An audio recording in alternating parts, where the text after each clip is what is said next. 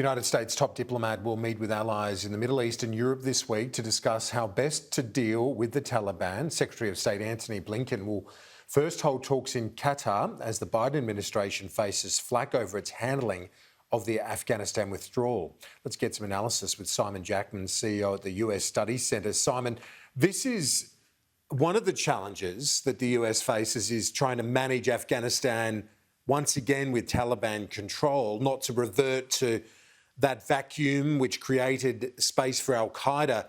But at the same time, this is really Biden and the US shifting the strategic focus away from the Middle East and to this region. It's been a battle for policymakers in the United States for many years, hasn't it? That's right. And so on the one hand, right now in Washington, Biden is getting a ton of flack, and perhaps rightly so, over the nature of the pullout. At the same time, though, Kieran, both soundings of elite opinion on both sides of the aisle in Washington and mass opinion in the United States agrees with the strategic overlay. It was time to end the forever war in Afghanistan, that it is no longer of front and center strategic importance for the United States. From Australia's perspective, if there's any good news here, and it's a search for some, it's that does this free up the United States to focus on what we have long been arguing, and they've been agreeing with us, is strategic priority number one, and that's the Indo-Pacific. There was some polling at the weekend that we discussed, but right. Just to recap, let's have a look at that polling again, because sure. it's very interesting in the extent that the withdrawal has been supported. Getting out of Afghanistan is supported, but when it comes to the approving of the handling or disapproving of the handling, there is quite a contrast there in the United States, with a majority saying it's been mishandled, although they support the overall aim.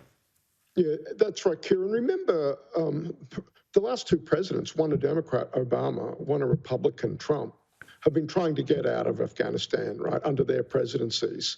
Obama, as much as announcing that was their policy, that's the way they were going, and had to reverse course on that quite spectacularly in his presidency. And of course, it's under the Trump administration that serious negotiations with the Taliban were undertaken quite late in the Trump presidency. So at a high level, it's very difficult to argue, and indeed, there aren't many people arguing with the overall strategic arc here.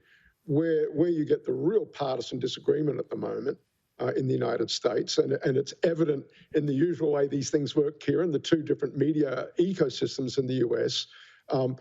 For media not particularly sympathetic to Biden, Afghanistan is about the only story. For media more sympathetic to Biden, it's a huge focus on domestic issues. This trip by Blinken to the Middle East, and a trip by the Secretary of Defense, by the way, getting a little play on what is today still a Sunday in the United States.